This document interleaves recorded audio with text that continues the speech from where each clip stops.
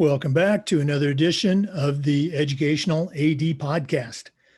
We couldn't do these without the incredible support of our sponsors, and we want to take a moment to say thank you. First, thanks to our diamond sponsor, Varsity Brands, including BSN, Varsity Spirit, and Herff Jones. Varsity Brands, elevating student experiences in sport, spirit, and achievement. We also want to say thank you to our platinum sponsors, including Hometown Ticketing, simple and easy online ticketing. Vital Signs, bring student achievements to life. Gipper, sports graphics made incredibly simple. Ephesus Lighting, innovating a brighter future at every level. Gilman Gear, always a step ahead. And Camp Mobile, where leaders communicate better. Thanks to all of our great sponsors. Welcome back, everyone, to another episode of the Educational AD Podcast, this time featuring the FIAAA Insider. Our guest today is Marcus Gabriel, a good friend from our state association. Marcus is a certified athletic administrator.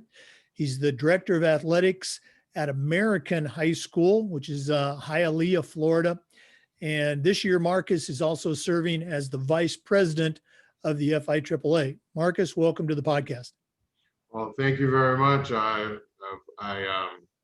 want to say thanks again for such an honor to be part of the podcast and, just speaking to you, an old friend, and we can just, go with whatever it is that you want us to talk about and, go from there.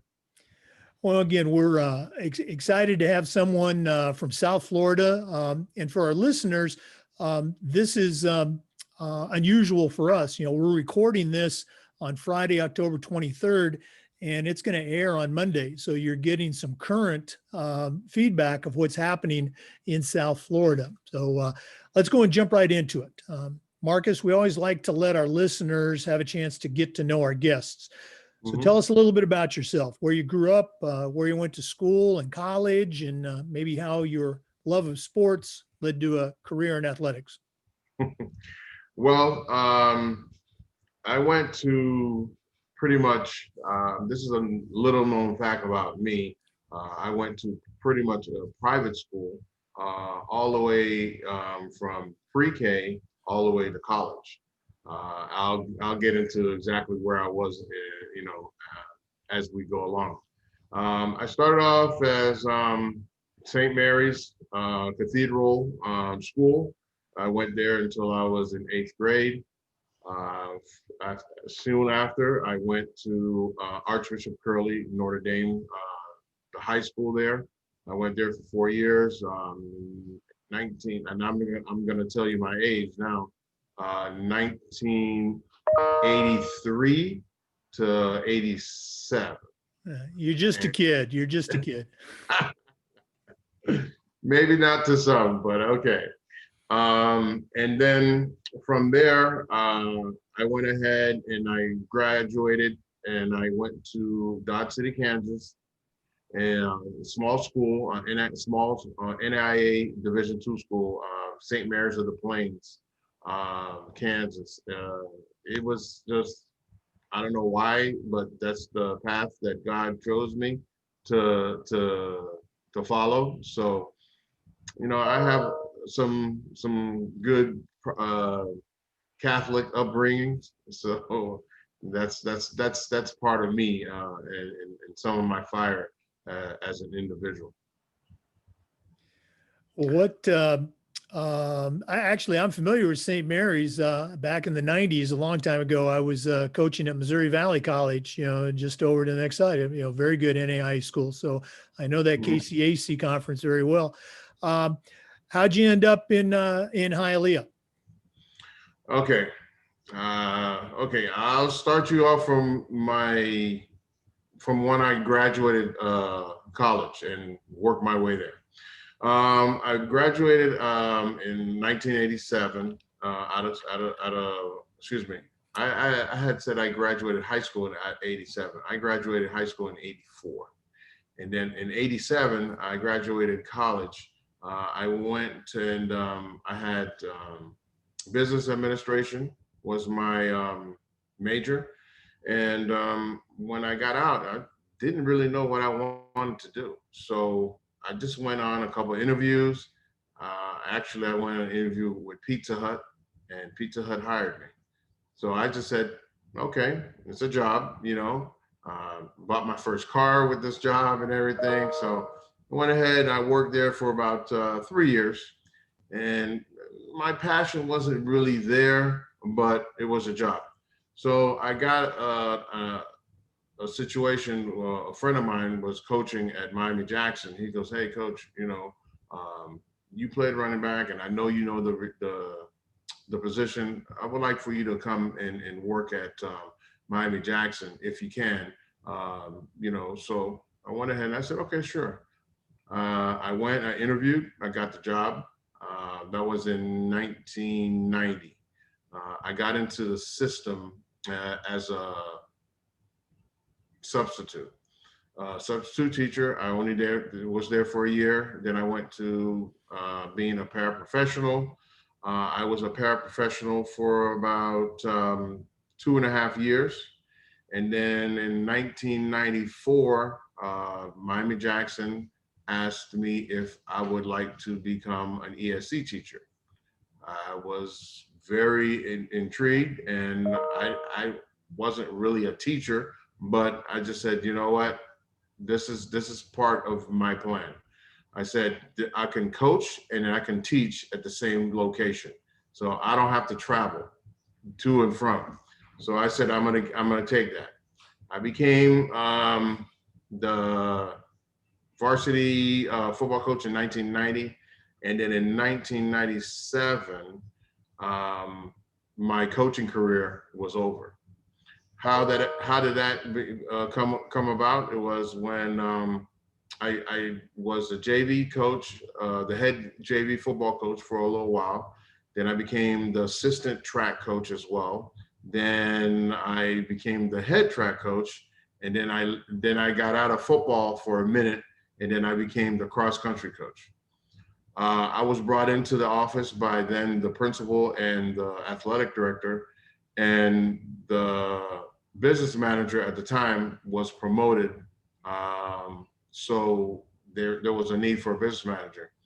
And the day that they asked me, well, basically they told me I was going to become the business manager, I cried because I did not want to, you know, stop coaching. My love for coaching was really ablaze at that time, and I just saw myself helping out these kids, and I said, well, how am I going to help these kids out as a business manager? But listen, they're the bosses, and they made the path. So I said, okay, I'll follow. I was there as a business manager in 1997 till about 2001. And then 2001, excuse me, in 1999, the athletic director was removed, and my principal came up and says, listen, this is the middle of the year. I need you to become the AD and the business manager at one time. Unfortunately, Dade County won't allow you to get both salaries. So I was doing double work, and I went ahead and I learned a lot from Mr. Caldwell, the previous athletic director, only because, you know, I did a lot of his work because, you know, I was right there with him, and I said I was doing the work, and that helped me, you know, become the administrator that I am today. So once that happened, I went ahead and was there until I believe 2003. Then 2004, I went ahead and I transferred schools. I went to Miami-Edison. Again, my friend that left Miami-Jackson that talked me into coaching, he was the AP at Miami-Edison. He said, listen, I think you can, service this community, which is a Haitian, basically a Haitian community, and I am a Haitian American. So I went ahead and I fulfilled that part of my life. I stayed there for about 5 years. I loved every day that I went to work. Then I was given an opportunity to be at Hialeah American Senior High School. A good friend of mine, Pat Aricano, he said, listen, I'm not sure if you can get this job, but I would like for you to become the athletic director, after me. He was getting ready, he was set to retire. So I went ahead and I interviewed and I got the job. So 2010, I got the job and I've been there since. Did a lot of good things and, worked with a lot of good people, met a lot of good people, just continue to build my resume, not only in my life, but in my professional career. So that's how I got into American Senior High School. Yeah, it's always interesting to hear the paths and the connections that get people in different places. You bring up a good point, and for those that are not familiar with how things work in a lot of Florida districts, go ahead and explain the connection between the business manager and the athletic director, because that's not that's not a common setup outside of Florida. So tell our listeners how that works. Well, I mean, that's basically what you do. You're running the business aspect of athletics, whatever it is, and it entails, like, writing checks, making sure the payrolls are complete for the athletic contest. Those are the things that you have to do, basically. You delve into making sure buses are being paid for. All bills come through you. Basically, you're quote unquote the money man of athletics. So then you get that call from the athletic director. We need to do this, that, and the other. Do we have that in our budget? I'm like, okay. And now I have to put my CPA cap on, and now I'm the CPA. To tell him, like, do we have enough money to do this that he wants to do? So it works hand in hand with being an athletic director. The only thing is, I mean, the only difference that you have, you're not running the numbers, so to speak. You're not crunching the numbers, but you're as the AD, but the path that things have to go through. I think that it's probably best when you become the AD after you become the business manager, because then what can be done and what we can pull from here. This path that we can go ahead and do it without any audits or anything of that nature. But there's some that they don't have that path, or that path wasn't readily available for them, so they become the AD, and to me it's just a good correlation that you become the business manager and then you become the AD. Yeah, we've seen a lot of ADs, follow that exact path, and I can see how it would be very helpful. Marcus, you mentioned different individuals that you've come across in your career, and in our business, we talk about the importance of leadership and mentoring. Who were maybe tell us again, or who are some other mentors that you've had in your career, or even growing up as a student? The expression I like to use is, I still hear those voices in my head when I'm talking to a coach or a kid or a parent. So whose voice do you still hear? 7th grade, I had a science teacher. His name was Mr. Cato. I hated Mr. Cato. Not because of anything, he was a good teacher. He was a retired military personnel, and he, just kept talking to me, and he even, gave me a ride home to have a parent conference with my parents. Nothing bad, thank God, but it was just to like I guess he saw that I could have gone either way in life. Um, but I wasn't a bad kid, but I just used to do stupid stuff. And I never really applied myself like I should have on certain instances in life. But he always told me that in life, that if I wanted something, that I had to work hard at it.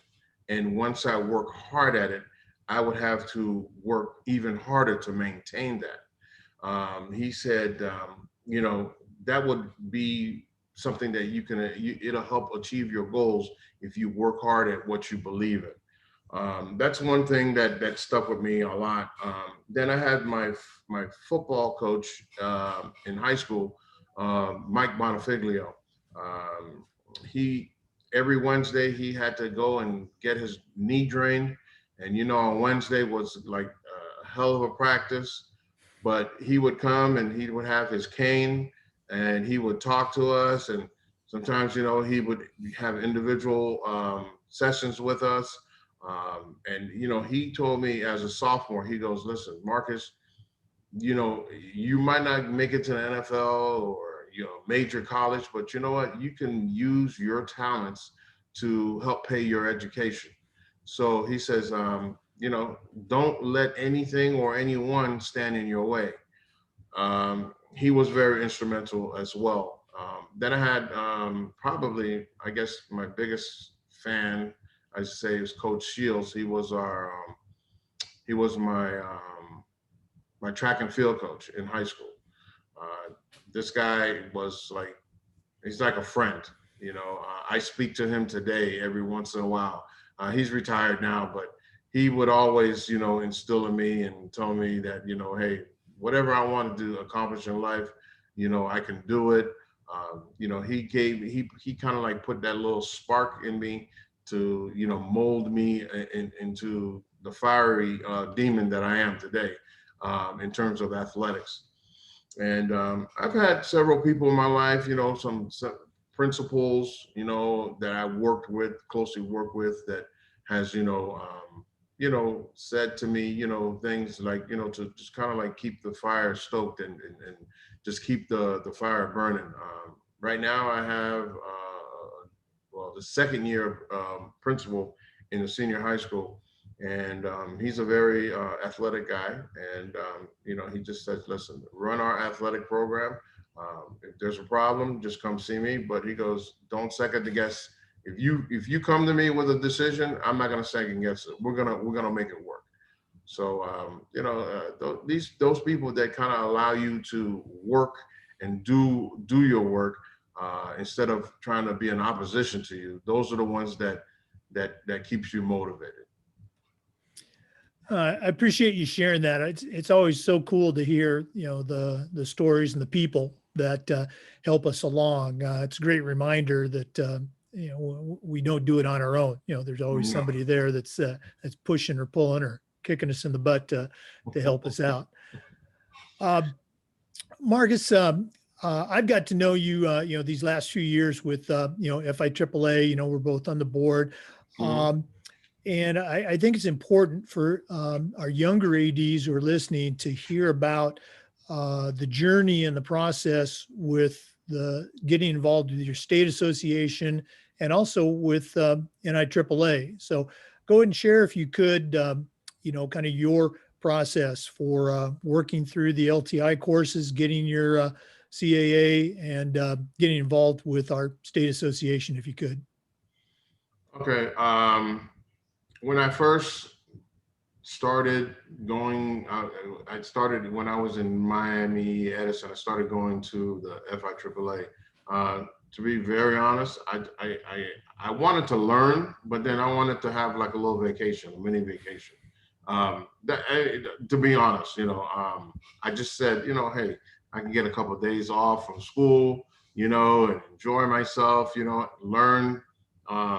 But after my first trip, I said, it's more than just a vacation. You know, you come out of there a lot smarter than you came in.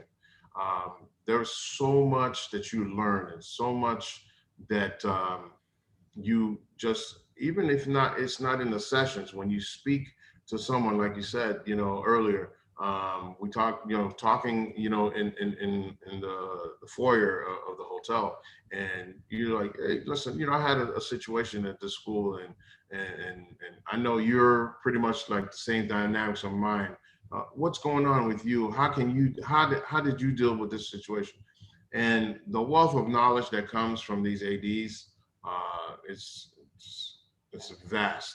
Um, you can't get enough sometimes. You just, when you sit up there and you listen to, there might, some of them might be just stories and just, you know, personal experiences, but those you learn, you really learn a lot. Then I started going to nationals a few times. Again, you know, the speakers there are amazing. They give you insights to no end. They allow you to basically think outside the box. You know, you're in your little box wherever your office is, you know, in the school, but you really, you know, it was a ride in Disney World. It was from Eastern Airlines, and it said, if you had wings. And your mind has wings once you get to these programs, and you just go out there and you learn so much. You're like a sponge, and you're like, oh my God, I didn't know you could do this, or, you know, I didn't know this person was in that same situation. But then again, sometimes when you listen to people, their situation is worse than what you had. So, you know, you're like, you said, you can keep that situation. I'll keep mine. And but it's it just gives you a lot of insight and you know, wisdom, you know. So it's truly amazing that, you know, the FIAAA and the NIAAA exist. And I tell everybody, listen, those 4 to 5 days, you know, it's not just a day off. It's a time to learn and get some things, you know, and then you can just go ahead and you implement them as you go back to school. I, again, appreciate you sharing all that. As I mentioned at the top of the episode, we're doing this, you know, not live, but pretty darn close. Let's go and talk about COVID. For our listeners, we've seen a variety of responses across the country. Some states have gone business as usual. Some have shut down. Some have moved sports around. In Florida, our normal start date for fall sports would have been July 27th, and our state association delayed that for a month. Mhm. But even that month later, we had some areas of the state that were hit so hard that they chose as a county, as a school district, to delay even further. And Marcus's district, Miami-Dade schools, was one of those. So here we are, October 22nd, and they are have recently, you know, compared to a lot of other parts of Florida, reopened. So Marcus, give us an update. What's happening in Miami-Dade? What's happening at American High School with regards to both back to school as well as return to play? Okay, well, our return to play was a very tough one. We saw the fall date, like you said, in July, it came and went.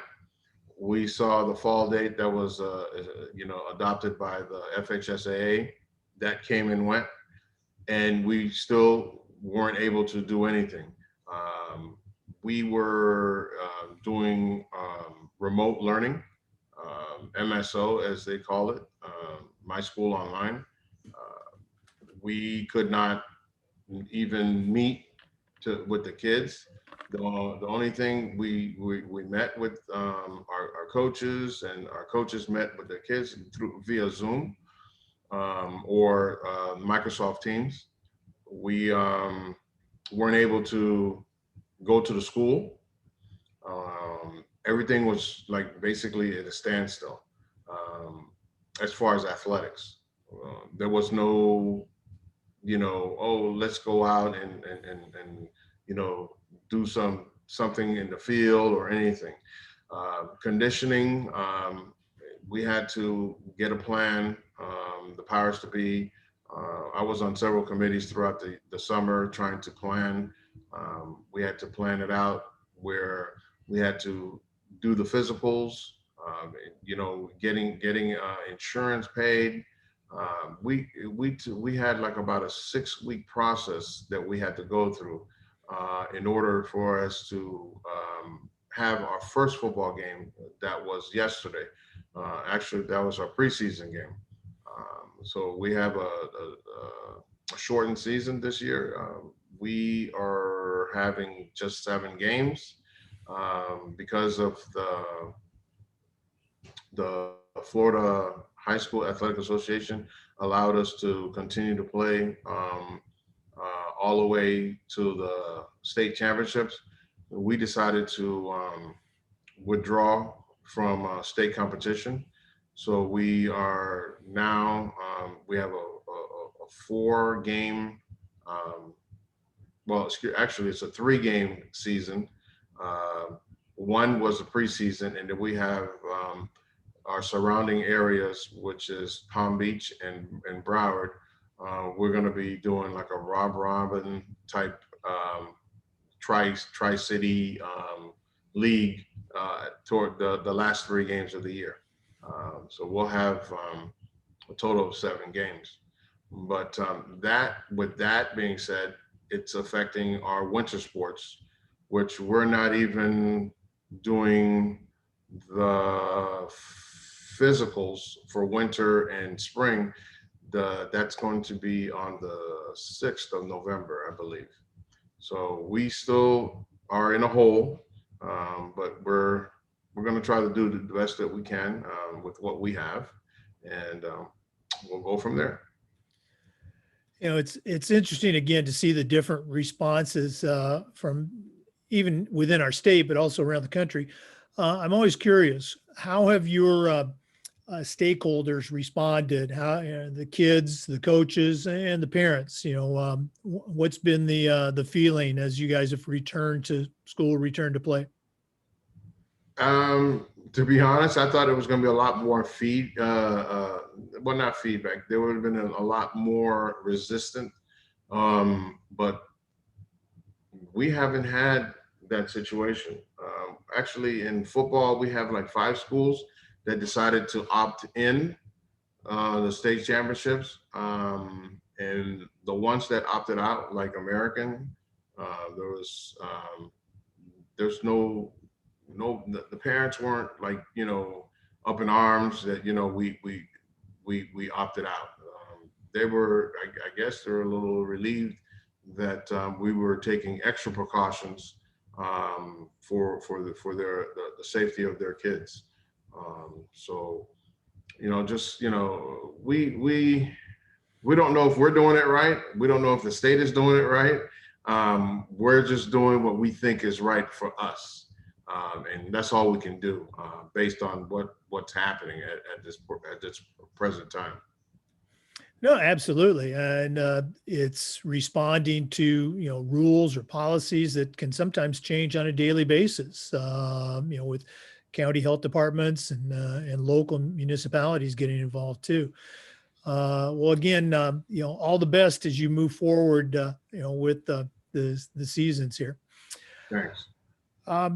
Marcus, we've been asking our athletic directors, about best practices and, separate from COVID, you've had a chance to see the view of high school sports from a couple of different schools in South Florida. In your time at American, what are some things that you think that your coaches and your teams do particularly well? Like, boy, we really hit this one out of the park. Or maybe what's a program that you brought that you're especially proud of? Well,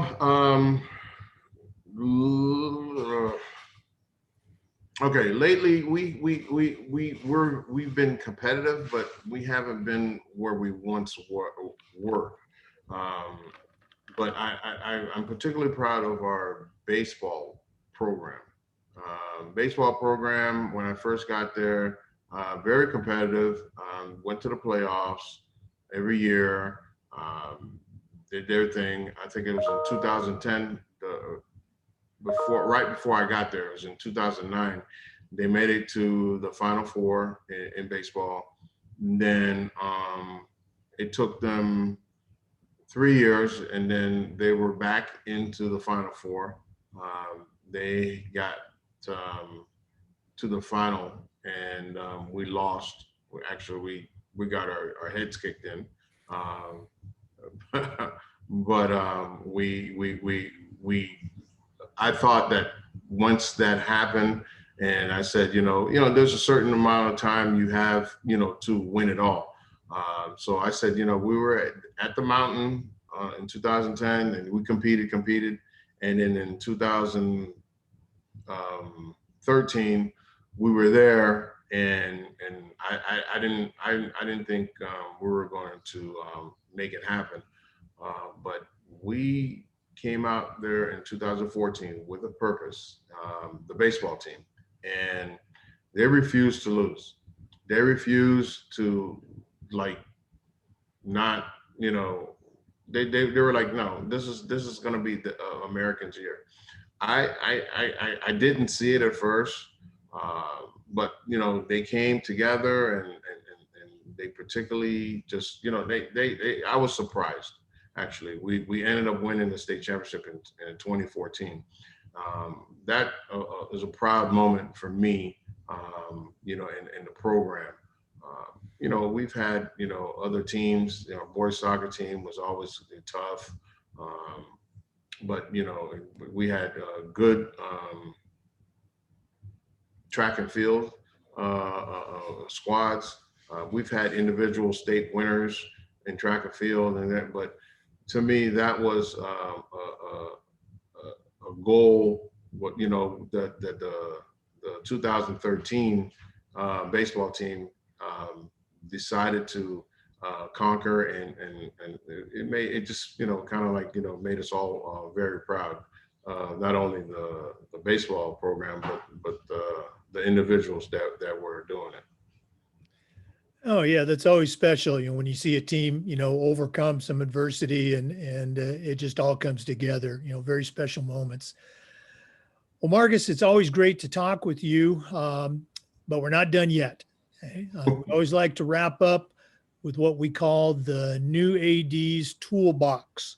Now, you're Okay. certainly an experienced athletic director. And right now, I'm going to challenge you to send out a brand new AD on their very first job, but I'm only going to let you put 3 items in their toolbox. What 3 things are going to go in Marcus Gabriel's athletic director toolbox? First, the first thing is, if you don't know, ask for help. Accept the help and apply the help that is being given to you. That's all wrapped up in one. That's not all 3. Okay. The second one would be, surround yourself with very positive people. You need to go ahead and try to get people that have your same views and your same thought processes around you. Anyone that's not in your corner, so to speak, especially you're going into a new situation, you need to go ahead and remove yourself from their presence, so to speak. You can't sit up there and run an effective program if you have the naysayers or the negative energy around you. So you need to go ahead and surround yourself with some really good, positive people. And the last thing that I'm going to say is, you got to manage your time wisely. You got to sit up there and structure your day. And I know my daughter and my wife don't like it, but I get out and I'm there like at 6 o'clock in the morning every day. I get there because I have about an hour of uninterrupted time that I can go ahead. Not only I can plan my day, I plan anything, like if I have a meeting with a particular coach or a program, I have time to plan. If you don't plan, appropriately, you're gonna fail. Just like as a coach, you can't just go out there and say, oh, I want to coach the LA Lakers. You have to have a plan. In life, you have to have a plan. So just use your time wisely and make good use of that time. So those are the three things that I would tell it could be an experienced AD as well. You just got to use those things, those tools, and put them in your back pocket and keep moving. Oh, absolutely. Great advice. I don't think we can overemphasize the importance of, reaching out and getting help. We talk about it all the time. Coaches try to keep things close to the vest. Athletic directors are the opposite. They can't wait to, share a good idea. So thanks so much for doing that. Yeah. Well, Marcus, thanks again for being a guest on the podcast. Like I said, I always enjoy talking with you, and looking forward to hopefully seeing you in person in January at our next board meeting. Yes. Well, I appreciate it. Like I said, it was a nice little surprise. When you asked me, I'm like, Jake must have sent this to someone else. But you hit me up again. You're like, hello, I need a date. So I appreciate it. And, whenever you need, some help, especially from down here, I'm a call away. Yeah. Thank you again for being on. We only have the very best. Okay. Thank you. To our listeners, thanks as always for tuning in. Come back again next time for another episode of the Educational AD Podcast. Thanks again for listening. Remember, the Zoom video of this interview will be posted on the Educational AD FIAAA YouTube channel. That's Educate Athletic Director FIAAA. Thanks again for listening.